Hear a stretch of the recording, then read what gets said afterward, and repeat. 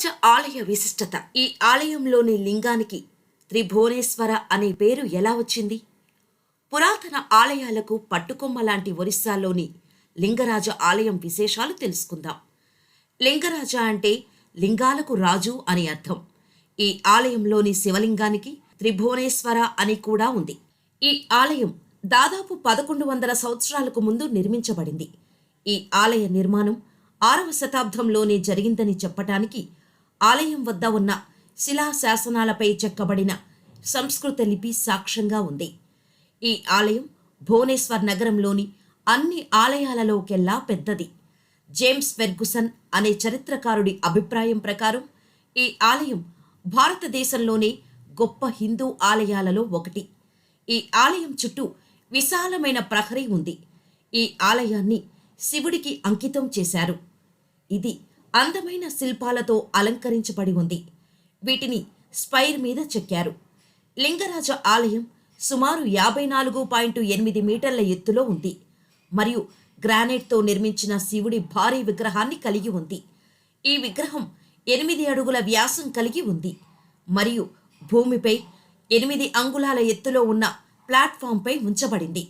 ఈ దేవుడికి ప్రతిరోజు నీరు, పాలు మరియు భాంగుతో స్నానం చేయిస్తారు. లింగరాజ్ ఆలయం నిర్మించే సమయానికి జగన్నాథ్ ఆరాధన పెరిగింది అని చరిత్రకారులు నమ్ముతారు. ఈ ఆలయంలో విష్ణు, శివ ఆరాధనల సహజీవనం దీనికి నిదర్శనం. చారిత్రక ధృవీకరణ లేకపోయినా క్రీస్తు శక 11వ శతాబ్దంలో సోమవంశీరాజు జాజాతి కేసరి నిర్మించారు అని నమ్ముతారు. దీనిని పురాతన గ్రంథమైన బ్రహ్మ పురాణంలో ఏకమ్రా క్షేత్రం అని పిలుస్తారు. లింగరాజస్వామి యొక్క రోజువారీ ఆచారాలు ఉదయాన్నే ప్రారంభమై సాయంత్రం చివరి వరకు కొనసాగుతాయి. తెల్లవారుజామున 5:30 నుంచి 6 గంటల మధ్య ఆలయ ద్వారాలు తెరిచి ఉంచబడతాయి. ఓపెనింగ్ పంచాయతీ మరియు పాలియా బడు ప్రతినిధి సమక్షంలో జరుగుతుంది. సేవక అంటే పాలియా బడు నీటి కలశంతో ఆలయంలోకి ప్రవేశించి ఆలయం లోపల ఉన్న అన్ని శివలింగాలపై నీటిని చల్లుతారు. అప్పుడు గర్భగుడి తలుపులు తెరిచి అఖండ అనే సేవకుడు లింగరాజస్వామి గౌరవార్థం మంగళహారతి ఇస్తాడు. దేవుడు తన నిద్ర నుండి మేల్కొంటాడు. ఈ వేడుకను పహుడా భాంగా అని పిలుస్తారు. ఆ తర్వాత పాలియాబడు మునుపటి రాత్రి లింగంపై ఉంచిన బిల్వపత్రాలు, పువ్వులు మొదలైన వాటిని తొలగిస్తాడు. స్నానం చేసిన తర్వాత స్వామికి పువ్వులు మరియు బిల్వాకులు మొదలైనవి అర్పిస్తారు. అప్పుడు లింగరాజస్వామి ప్రజా దర్శనానికి సిద్ధంగా ఉంటాడు. సాధారణంగా దర్శనం ఉదయం 7:30 నుంచి మధ్యాహ్నం 12 గంటల వరకు కొనసాగుతోంది. ప్రత్యేక సందర్భాల్లో గర్భగుడి ఇంకా ఎక్కువ కాలం పాటు తెరిచి ఉంటుంది. సహన మేళ తర్వాత ఒక శుద్ధీకరణ కార్యక్రమం లేదా మహాస్నానం జరుగుతుంది. పాలియాబడు లింగరాజుని నీటితో కడుగుతాడు.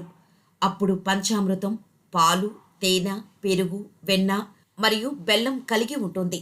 శుద్ధీకరణ కోసం లింగం మీద పోస్తారు. ఆ తర్వాత లింగాన్ని ఆభరణాలు, పువ్వులు మొదలైన వాటితో అలంకరిస్తారు. లార్డు లింగరాజుకు ప్రతిరోజు 8 సార్లు భోగాను అందిస్తారు. ఇందులో 5 అవకాశాలు మరియు 3 ధూపాలు ఉంటాయి. అలాగే వీటిని కూడా కలిగి ఉంటాయి.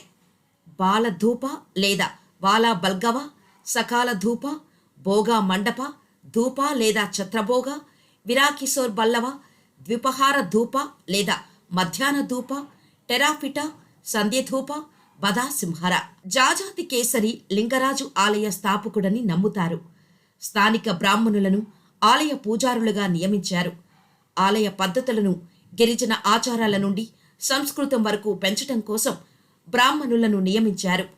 వివిధ కాలాల రాజులు మరియు దేవాలయ నిర్వాహకులు తమ పాలనలో కొన్ని సేవలు, ఉత్సవాలు, సమర్పణలు మరియు కుల కేంద్రీకృత ప్రధాన సేవలను ప్రవేశపెట్టారు.